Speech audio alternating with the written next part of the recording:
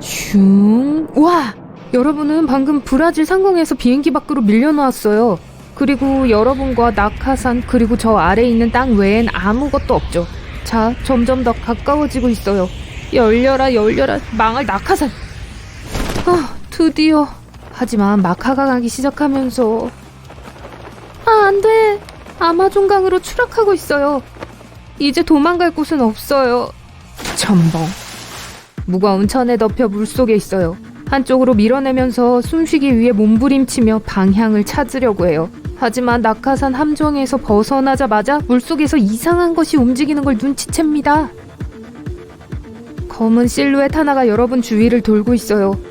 저기 하나 더 있어요. 둘, 셋, 다섯.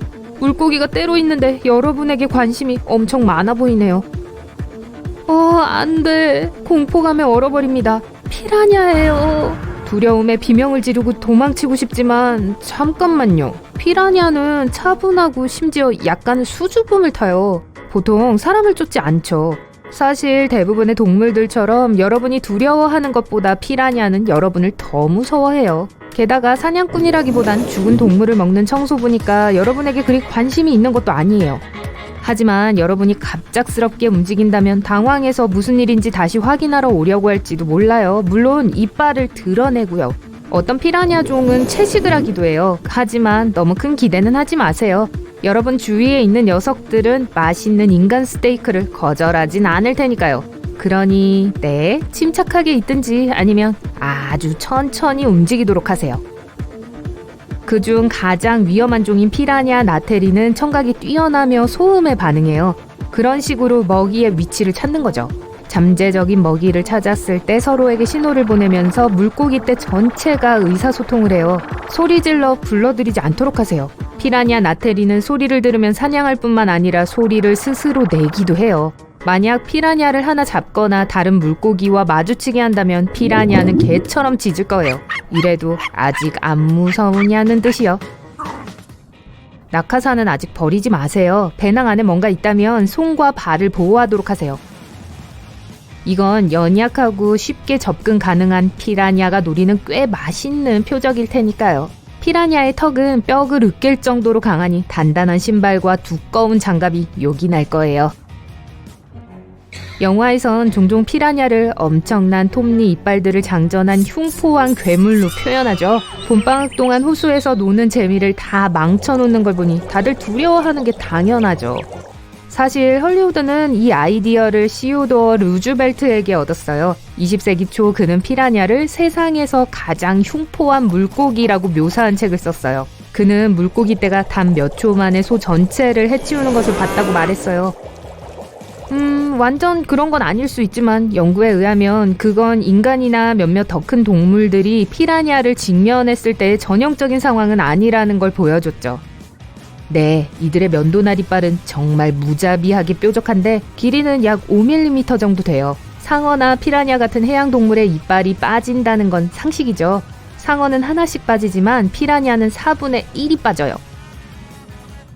피라냐는 무는 힘이 강한데 실제로 자신들보다 몇 배나 큰 크기의 동물들을 해치울 수 있는 이유는 씹는 데 시간을 낭비하지 않기 때문이에요. 턱을 딱 닫고 물면 음식이 바로 뱃속으로 들어가요. 그들은 돌면서 항상 위치를 바꾸고 먹이를 물고 매우 빠르게 돌아다녀요. 그러니 물이 끓는 것처럼 일어나는 게 보인다면 그건 위험을 의미해요. 오늘날 물고기의 고대 친척인 메가피라냐는 약 1000만 년 전에 살았고 무는 힘이 엄청나게 강했어요. 예를 들어 티라노는 무게가 10kg밖에 나가지 않았던 메가피라냐보다 훨씬 덩치가 컸음에도 불구하고 무는 힘이 겨우 3배 더 강했을 뿐이에요. 우리는 그들의 일상 식단은 아니에요. 피라냐는 동물의 잔해나 제대로 움직일 수 없는 아프고 늙은 동물을 쫓을 가능성이 더 높아요. 제발 피라냐 알 근처에 있는 게 아니길 바래요. 왜냐하면 피라냐는 알을 지키기 위해 이빨을 쓰는 걸 주저하지 않을 테니까요. 이런 때와 그대로 굶주렸을 때의 상황은 루즈벨트의 이야기에서 나온 소처럼 공격이 좀 지나칠 수 있는 순간들입니다. 그래도 연구에 따르면 5분 이내로 그렇게 큰 동물을 처리하려면 약 500마리의 피라냐가 필요한데 이건 확실히 기록된 물고기 때보다 훨씬 더 많은 수예요. 사실 물고기 떼의 일반적인 크기는 20마리 정도예요. 그러니 여러분을 처치하려면 수가 좀 더 있어야 할 거예요. 천천히 흐르고 얕고 따뜻한 물은 이들이 쉬면서 번식하길 선호하는 곳이죠. 그러니 만약 기회가 있다면 더 깊고 차갑고 강하고 빠르게 흐르는 강물로 이동하세요. 좋아요. 피라냐를 따돌리고 수영하며 강물은 여러분을 멀리 데려가고 있어요. 그런데 안 돼. 지느러미가 여러분을 향해 오고 있어요. 이미 아마존강은 충분히 무서운데 이젠 상어까지 등장하려나 봐요.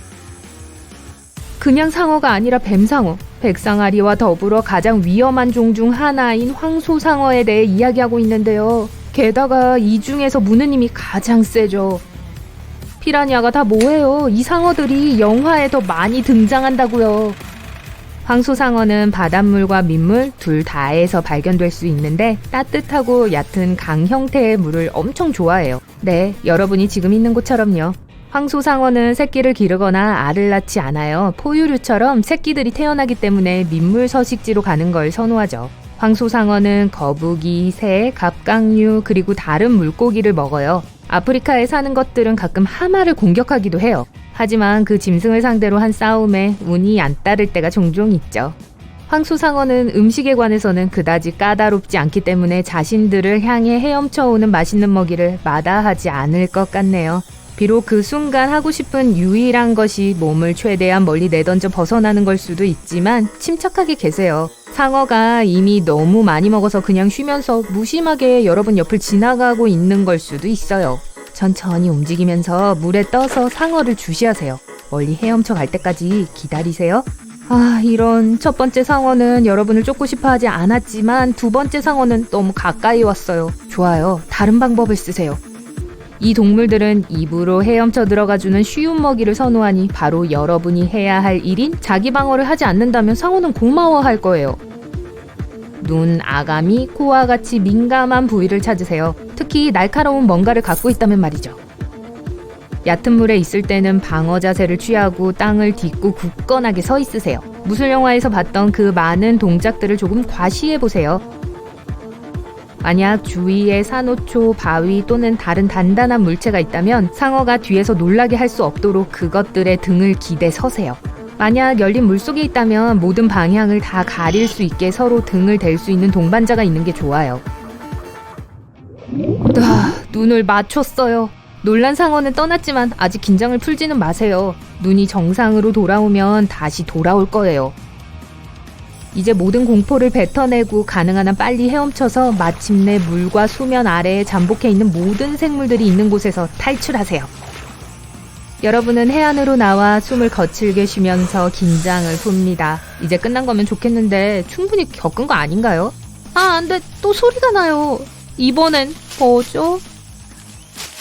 태평양 상공을 비행하고 있는데 갑자기 폭풍우가 몰아쳐 비행기가 흔들리기 시작합니다. 비행기가 하강하기 시작하고 통제력을 잃게 돼요. 재빨리 낙하선을 착용하고 비행기에서 탈출해서 섬에 착륙합니다. 그래도 해외로 물품을 운송하는 비행기에 탑승한 사람이 여러분뿐이었네요. 다행히 폭풍으로 인해 낙하산이 손상되진 않았어요. 여러분은 몸을 풀고 야자수 아래 가장 가까운 대피소로 향해요. 폭풍이 끝나기를 기다립니다. 태양은 빛나고 파도는 잔잔하고 친절해 보여요. 잠에서 깨어나 주위를 둘러보니 사방으로 넓게 펼쳐진 물만 주위를 둘러싸고 있을 뿐이에요. 주변에는 배도 사람도 다른 생명체도 보이지 않아요. 무언가를 찾기 위해 섬을 정찰합니다. 뭘 찾고 있는지조차 몰라요. 작은 섬의 한쪽에 고철과 비행기의 잔해가 해변에 떠밀려온 것이 보여요. 여러분은 서둘러 그곳으로 가서 쓸만한 것이 있는지 확인하려고 합니다. 안타깝게도 모든 것이 파괴됐지만 봉인된 상자 하나가 살아남았어요. 상자를 열어보니 수십 개의 덕트 테이프 롤이 쌓여 있네요. 섬을 통과한 후 덕트 테이프 상자를 끌고 캠프로 돌아와요. 무엇을 해야 할지 고민합니다. 곧 번쩍하고 뭔가가 떠올랐어요. 섬에는 접근하기 어려운 곳이 몇 군데 있고 신발이 손상됐기 때문에 샌들을 만들어야 해요. 나뭇가지 몇 개를 잡고 덕테이프를 이용해 새 신발을 만들려고 합니다. 몇 번의 실패 끝에 거의 포기할 뻔했어요. 그래도 발 크기만한 나무 껍질 조각에 덕테이프를 붙여요. 이것이 새 신발 밑창이 될 거예요. 덕테이프는 매끄럽고 발에 상처를 주지 않아요. 나뭇가지를 몇 개 더 붙인 후 덕테이프를 발에 감으면 짜잔! 덕테이프 샌들이 완성됐어요. 이제 발을 다치지 않고 섬의 바위가 많은 지역으로 모험을 떠날 수 있겠어요. 섬을 따라 걷다 보니 더위를 느끼기 시작해요. 셔츠를 머리에 두르고 있지만 보호하기에 충분하지 않아요. 덕테이프를 이용해 나뭇잎으로 모자를 만들어요. 그런 다음 머리에 씁니다. 이제 가도 안전해요. 잠시 후 섬 주변에서 찾은 물건을 가져옵니다. 이때쯤이면 배가 울렁거리는 느낌이 들기 시작할 거예요.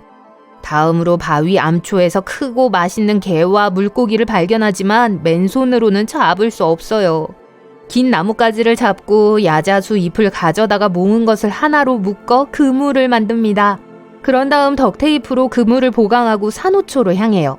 임시로 만든 샌들과 머리를 보호할 모자를 쓰고 그물을 들고 물고기를 잡으러 갑니다. 지금까지 사용한 덕테이프는 2롤 뿐이에요. 잠시 후 물고기와 게를 잡아서 캠프로 가져갑니다. 불을 피우고 잡은 물고기를 굽기 시작해요. 통나무에 앉아있지만 그런 자리는 그렇게 편안하진 않아요. 덕테이프를 가져다가 돗자리를 만듭니다. 음식이 준비되면 맛있게 먹어요. 이제 또 다른 문제는 물이에요. 주변에 담수는 없지만 폭풍이 다가오고 있어요. 한편 코코넛을 가져와 디저트를 먹고 코코넛 밀크를 마시며 기운을 차립니다. 나뭇가지와 나뭇잎을 모아 새 집에 물이 스며들지 않도록 덕테이프를 붙여서 작은 오두막을 준비해요. 동시에 빗물을 모으기 위해 덕테이프로 깔때기를 만들어요. 깔때기에 들어간 물은 역시 덕테이프로 만든 임시 연못에 모입니다. 이 시점에서 덕테이프 롤의 거의 절반을 사용했어요. 폭풍우가 몰아치기 시작하고 여러분은 새 바닥 매트가 있는 오두막 안에 머물러 있어요. 지루해서 오두막을 조금 더 편안하게 만들기 위해 덕테이프로 의자와 테이블을 만들었어요. 비가 내리기 시작하고 여러분이 만든 저수지에 물이 고인 것을 발견해요. 즉시 코코넛 껍질을 잔으로 사용해 물을 마십니다. 오두막은 폭풍우를 견뎌냈고 편안한 매트에서 스르르 낮잠에 들어요. 다음날 덕테이프 재고를 확인해보니 마지막 테이프의 절반을 썼어요. 안전하고 견고한 오두막을 만들었고 산호초에서 식량을 안정적으로 공급받고 있어요. 이미 섬에서 5일을 보냈으니 이제 탈출할 방법을 찾아야 할 때예요. 도움을 구하기 위해 최선을 다했지만 아무것도 없었어요. 비행기도 배도 보이지 않아요. 필사적으로 탈출하고 싶은데 운이 좋았어요. 멀리서 화물선을 발견했어요. 빨리 행동해야 해요. 덕테이프 상자를 살펴본 후 뗏목을 만들어 항해하기로 결정합니다. 여행에 필요한 음식과 물을 충분히 모으고 작업을 시작해요. 먼저 큰 통나무를 모아 바닥에 나란히 놓는 것부터 시작합니다. 통나무를 묶을 나무 껍질과 나뭇잎으로 만든 밧줄을 준비합니다. 몸에 딱 맞을 정도로 충분히 커요. 그런 다음 다른 통나무 세트를 가져와 베이스 위에 놓고 같은 과정을 반복해서 2번째 층을 만들어요. 이렇게 하면 가라앉을 위험을 최소화할 수 있어요. 마지막으로 뗏목을 보강하기 위해 약한 부분을 모두 덕테이프로 감아요. 나뭇가지 몇 개를 사용해서 덕테이프로 만든 패드를 붙여 저을 수 있는 노를 만듭니다. 오두막과 가구를 만드는 데 사용했던 테이프를 포함해 보급품의 약 75%를 사용했음을 알 수 있어요. 새 덕테이프만큼 강하지는 않지만 여전히 제 역할을 해요. 바닥과 노를 완성한 후에는 음식과 물품을 보관하고 파도로부터 보호하기 위해 작은 오두막을 만들어요. 또한 나무로 돛대를 만들고 천 조각을 돛으로 사용해요. 뗏목을 물 위에 올려놓고 노를 젓기 시작합니다. 지금까지는 괜찮아요. 돛을 열고 노를 젓다가 잠시 휴식을 취해요.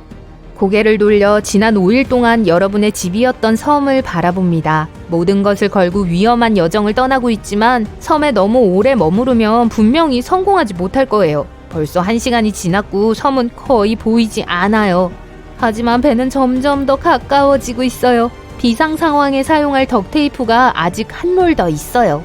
바다는 잔잔하고 돌고래가 헤엄치는 모습이 보여요. 생선을 간식으로 먹고 물을 마시다가 파도가 더 커진 걸 알아차립니다.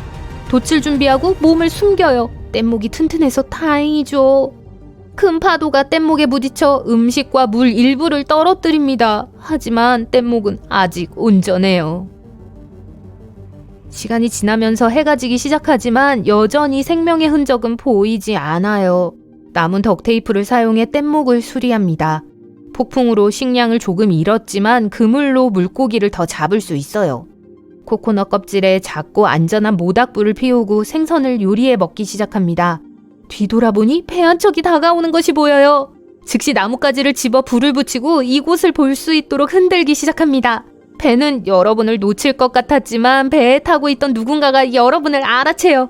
그들은 비상용 보트를 내리고 여러분을 태워서 구조해요. 덕테이프가 정말 여러분의 생명을 구했다고 해도 과언이 아니네요.